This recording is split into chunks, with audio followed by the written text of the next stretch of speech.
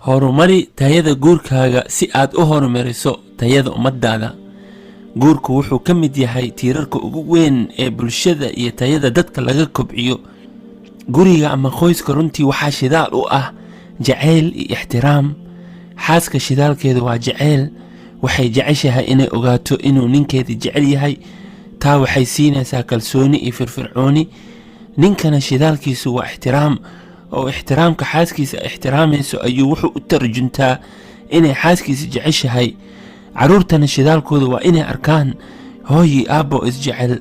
hadiyadda ugu weyn ee caruurteena aan siin karno waa inay arkaan hooyi aabbo isjecel. taas ayaa saameyn fiican ku yeelanaysa dabeecaddoodii mustaqbalka. dhibaatada ugu weyn ee maantana haysata waxay tahay guryaha Soomaaliyeed ayaa badankoodii waxay ka maran yihiin shidaalka, ixtiraamka iyo jaceylka.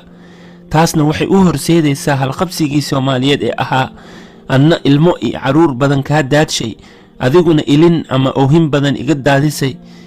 runtii guurka sidaa ma aha. alle wuxuu ugu talagalay guurka inaad qofku ku dego, wajacala baynakum mawaddatan wa raxmatan ayuu ballan qaaday.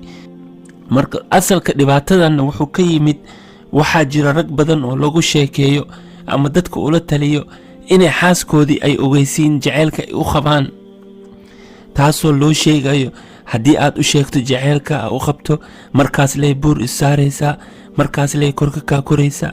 sidoo kalena haween badan ayaa loogu sheekeeyaa haddii ninkaaga ixtiraamto markaas loo buur isaarayaa, markaas loo kugu kibrayaa. taasna waa dhibaato. runtii way jiraan rag iyo haween Soomaaliyeed oo ixtiraam iyo jaceyl ku cabira guurkoodii, laakiin badankoodii waxaa la leeyahay hebeley ninkeedii waa sixirtay ama hebelow xaaskiisa waa sixray. macalinku u tagay macalin yar ma aha.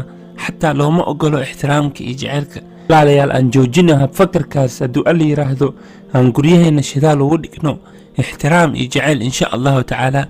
waa walaalkiin Baazi Busuri iyo barnaamijkii Horumari Ummadaada.